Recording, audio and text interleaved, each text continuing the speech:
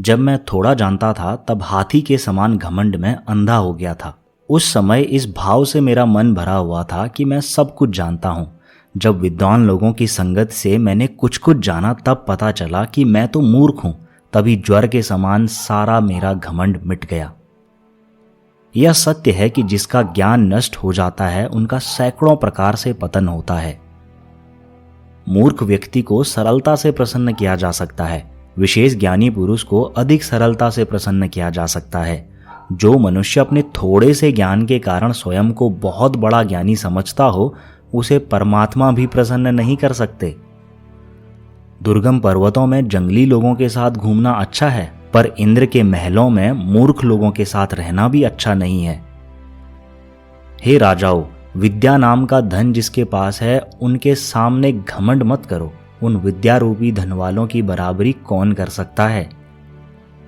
शुद्ध रूप में धारण की गई एकमात्र वाणी ही मनुष्य की शोभा बढ़ाती है। शेष सब गहने सदैव नष्ट होते रहते हैं। केवल वाणी रूपी गहना ही सच्चा आभूषण है। विद्या से आदर प्राप्त होता है। विद्या के द्वारा राजा महाराजाओं से सम्मान प्राप्त होता है, न कि धन से। जो विद्या से हीन है वह मनुष्य पशु है। दान, भोग और नाश, धन की ये तीन दशाएं होती हैं। जो धन का दान करता है और न भोग करता है, उसके धन की तीसरी गति होती है, अर्थात नाश हो जाता है। एक मूर्ख व्यक्ति को समझाना आसान है, एक बुद्धिमान व्यक्ति को समझाना उससे भी आसान है।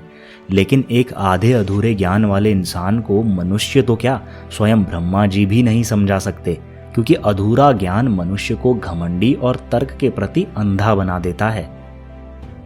जो मनुष्य साहित्य, संगीत और कला से हीन है, वह बिना सींग पूंछ के बिल्कुल पशु है। वह घास न खाता हुआ भी जी रहा है। यह पशुओं का बहुत बड़ा सौभाग्य है। अच्छे लोग बड़ी बड़ी परेशानियों में भी अपने गुण नहीं छोड़ते हैं। जिस तरह हंस पर ब्रह्मा जी क्रोधित हो जाएं, तो वे हंसों का कमलवन नष्ट कर सकते हैं, लेकिन दूध और पानी को अलग करने का गुण हंसों से नहीं छीन सकते।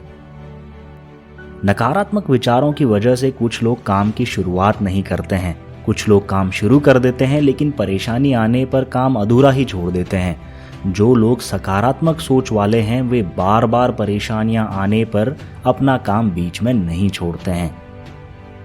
अगर क्षमा करने का और क्षमा मांगने का भाव है तो किसी कवच की क्या जरूरत है। अगर स्वभाव में क्रोध है तो दूसरे शत्रुओं की क्या जरूरत है। जिन लोगों की संगत बुरी है, उनका सांप भी कुछ ज्यादा नहीं बिगाड़ सकता। जिनके पास विद्या है, उन्हें धन संचय करने की क्या जरूरत है। जिन लोगों में विद्या, तप, ज्ञान, दान, अच्छे गुण जैसी अच्छाइयां नहीं है, उनका जीवन व्यर्थ है। श्रेष्ठ जीवन के लिए ये सभी बातें बहुत जरूरी हैं। विद्या ही हमारी शोभा बढ़ाती है। यही हमारा छिपा हुआ धन है। विद्या ही सुख और प्रसिद्धि देने वाली है। विद्या ही देवता है। हर जगह धन की नहीं, विद्या की पूजा होती है। इसलिए हमें विद्या ग्रहण करते रहना चाहिए। मौन एक ऐसा गुण है जो हमेशा लाभ पहुंचाता है। विद्वान लोगों के बीच मौन किसी मूर्ख के लिए आभूषण की तरह होता है। मौन मूर्खता को छिपा सकता है। जल से अग्नि को शांत कर सकते हैं, छाते से धूप का, अंकुश से हाथी का, मंत्र प्रयोग से विष का, औषधियों से रोगों का निवारण हो जाता है। लेकिन मूर्ख व्यक्ति के लिए कोई औषधि नहीं बनी है।